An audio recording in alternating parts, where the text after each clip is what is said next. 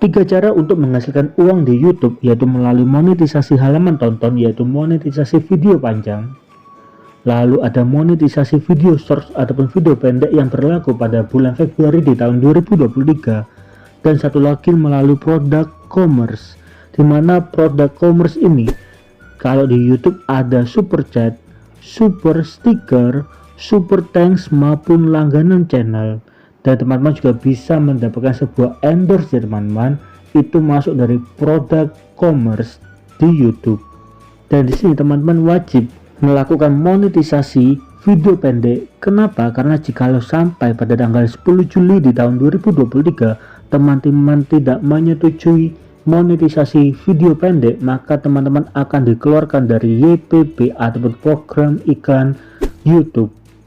Caranya sangat gampang, biasanya di desktop teman-teman akan keluar action require yang dibutuhkan review and accept, atau kalau tidak teman-teman bisa menuju ke YouTube Studio ataupun aplikasi YouTube Studio, dimana pada aplikasi YouTube Studio akan ada tampilan seperti pada gambar ini dengan tulisan untuk menyetujui iklan feedshot. Kenapa hanya iklan feedshot saja? Karena iklan untuk video panjang maupun super thanks sudah saya setujui teman-teman. Jadi di sini yang belum hanyalah iklan video short.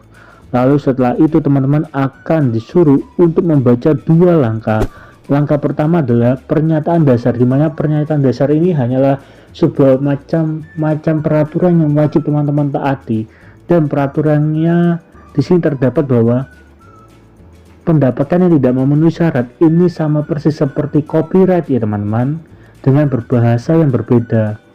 Jadi ketika teman-teman mempunyai video dan video tersebut terkena copyright 1 bulan kemudian, maka YouTube dapat memotong atau menyesuaikan penghasilan, bahkan menagih kembali atau mengurangi jumlah penghasilan yang telah diterima oleh teman-teman ketika video itu terkena copyright ya teman-teman.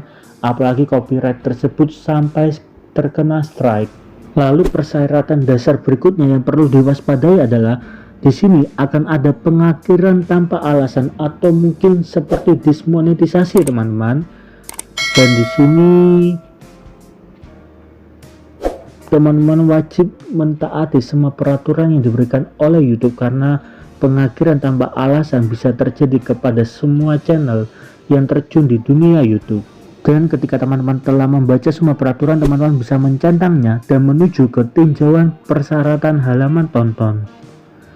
Dan tinjauan persyaratan halaman tonton ini juga sama dengan tinjauan dasar ya teman-teman.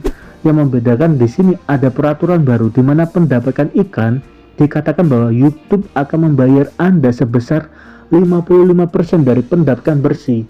Pendapatan bersih ini berbicara bukan CPM ya teman-teman, melainkan RPM. Dimana dulu di peraturan JPP yang lama,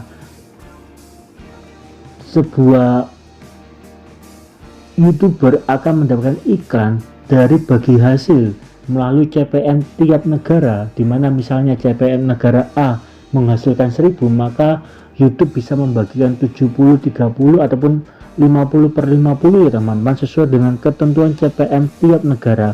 Tetapi pada tahun 2023, tepatnya pada Januari di tahun 2023, diketahui bahwa pendapatan akan dipotong lagi sebanyak 55% untuk kita dan 45% untuk YouTube dari RPM ini teman-teman. Jadi kalau dulu di tahun yang lalu kita mungkin hanya mendapatkan $500 dari CPM $1000, maka di tahun 2023 ini kita hanya mendapatkan 55% dari $500 itu teman-teman, bukan dari $1000. Itulah alasan kenapa pada bulan Januari di tahun 2023 pendapatan YouTube semakin mengecil jumlahnya daripada tahun yang lalu. Hal ini juga berlaku sama pendapatan langganan yang diberikan oleh YouTube kepada kita. Kita hanya mendapatkan 55% saja, jadi semakin mengecil ya teman-teman. Lalu ketika teman-teman sudah menyetujui semua, teman-teman bisa mengirimkan surat atau modul ini. Kemudian setelah itu teman-teman bisa langsung mengaktifkan monetisasi video short ataupun feed short ataupun video pendek ya teman-teman. Dan video pendek ini monetisasinya hanya berlaku semenjak 1 Februari di tahun 2023. Jadi pendapatan video short ataupun video pendek hanya berlaku mulai dari 1 Februari di tahun 2023 teman-teman. Dan di sini terdapat peraturan baru di video pendek di mana semua konten kreator hanya bisa menghasilkan sebanyak 45% dari pendapatan video pendek ya teman-teman. Meskipun pendapatan YouTube semakin mengecil, tapi di sini terdapat 3 cara untuk mendapatkan penghasilan dari YouTube. Sehingga di sini ada plus dan minusnya teman-teman. Lalu di sini teman-teman juga perlu mewaspadai untuk teman-teman yang membuat konten dengan pihak ketiga ataupun konten orang lain. Teman-teman juga harus waspada karena teman-teman wajib mematuhi semua peraturan yang diberikan oleh YouTube kepada semua konten kreator. Lalu setelah teman-teman mengaktifkan iklan video pendek, maka akan terpampang iklan dari video pendek aktif ya teman-teman.